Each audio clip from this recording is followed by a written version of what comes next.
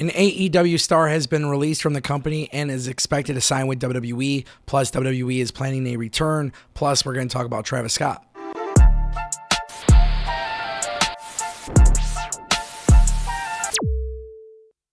All right, guys, thank you for coming to the Ango show. We're going to kick things off with Travis Scott. Obviously, we saw Travis Scott involved at WWE Elimination Chamber. We've been seeing him involved with WWE for some time.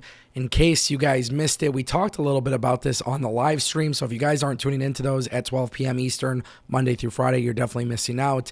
However, Fightful Select has confirmed with WWE sources that Travis Scott has been training at a WWE Legends Wrestling School with discussions already happening about future matches. Now, there's obviously no timetable as to when this will happen, but WWE clearly has a motive to utilize Travis Scott in a professional wrestling capacity. Now, I got to talk about this for a variety of reasons, but obviously we are watching this new corporation faction storyline play out.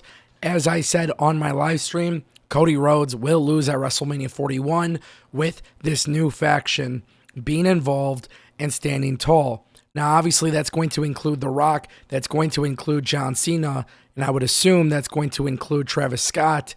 But that also means WWE more than likely will introduce another person who will sell their soul to The Rock. Now, with Travis Scott training to be a professional wrestler, you have to wonder what this is. Now, personally speaking, the way that I kind of look at this is a comparison to the NWO.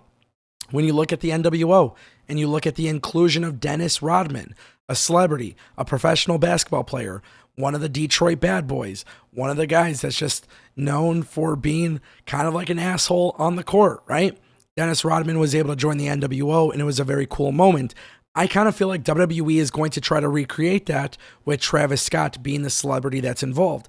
Now, if Travis Scott can correctly and professionally get good enough as a professional wrestler, and he could take bumps and he could do a couple moves, you are looking at WWE exceedingly going viral in many ways. And that's exactly what WWE is looking at doing here. I mean, just the images of The Rock, Travis Scott, and John Cena, it's very massive. Now, WWE has done over 200 million plus views across all social medias combined with this John Cena heel turn. Now, imagine if you have Travis Scott playing an integral role at WrestleMania.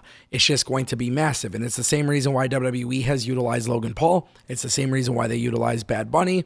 And if Travis Scott could be on the level of Bad Bunny or even better, dude, guys, get ready for something to be extremely good. Now, if Travis Scott can perform as a professional wrestler and he can't do it, I would highly advise WWE to stay away from that, because at that point, it's not going to be really worth it if he doesn't have a great performance. That's going to bring us to our next topic, ladies and gentlemen. Let's talk about it. Bo Dallas is expected to be back within the company relatively soon. Mike Johnson of PW Insider has previously reported that Bo Dallas was never scheduled to appear for the photo op at the Royal Rumble Premium Live event. He also stated that Bo Dallas was not traveling with the WWE, and that basically confirmed that Bo Dallas was on the shelf due to an injury. Now, according to a report by Pro Wrestling Nexus, it was revealed that Bo Dallas has been cleared to make his return to the squared circle, and therefore we should expect the Y6 finally making their return to television. Now, obviously, we have been seeing something play out on SmackDown with Alexa Bliss and the glitches. We saw Alexa Bliss at the Elimination Chamber. I think the YS6 will be back in time. Now, hopefully, what I would really like to see is the YS6 catch some momentum on SmackDown, because since being moved to SmackDown, we have not seen Bo Dallas. We have not seen the YS6. I really love this group, but I do feel like WWE has to do something very special for them going into WrestleMania season. Now, Billy had made a very interesting point when filming content together. He mentioned that perhaps Alexa Bliss was the one who attacked Jade Cargill, which is an interesting thing. It's an interesting narrative. It's an interesting idea. And I don't think that would be the case, but you never really know. And WWE, obviously having the YS6 being attached to Alexa Bliss, having a massive storyline going into WrestleMania could be the thing that does it. Obviously, for the YS6, they need some sort of momentum. They need some sort of storyline that's going to work.